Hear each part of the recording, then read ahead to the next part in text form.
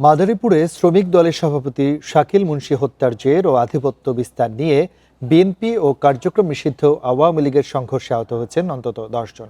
এ সময় শতাধিক ককটেল বিস্ফোরণের ঘটনা ঘটে। শনিবার দুপুরে ১টা থেকে বিকেল ৪টা পর্যন্ত পৌরসভার ২ নং ওয়ার্ডের নতুন মাদারীপুর এলাকায় এই ঘটনা হয়। পুলিশ স্থানীয়রা জানায়, শনিবার ভোরে কার্যক্রম নিষিদ্ধ পৌর আওয়ামী লীগের সাধারণ সম্পাদক মনিরুজ্জামান আক্তার হাওলাদার লোকজন শ্রমিক দলের নেতা হান্নান ঢালির বাড়িতে হামলা চালিয়ে ভাঙচুর করে।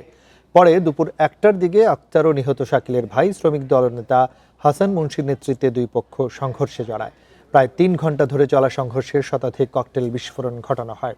এতে আহত হয় উভয় পক্ষের অন্তত ১০ জন। এ সময় বেশ কয়েকটি বাড়িঘরে ভাঙচুর করা হয়। পরে পুলিশ, র্যাব ও সেনাবাহিনী পরিস্থিতি নিয়ন্ত্রণে আনে। এই ঘটনায় অভিযান চালিয়ে দেশীয় অস্ত্র উদ্ধার ও একজনকে আটক করা হয়।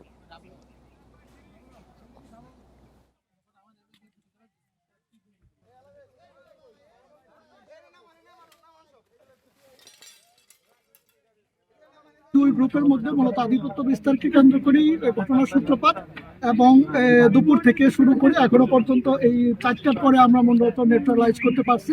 ৩-৪ ঘন্টা ব্যাপী তারা এখানে ইট পাটকেল নিক্ষেপ থেকে শুরু করে ককটেল বিস্ফোরণ ঘটাইছে এবং দুপক্ষেরই লোকজন আহত হয়েছে।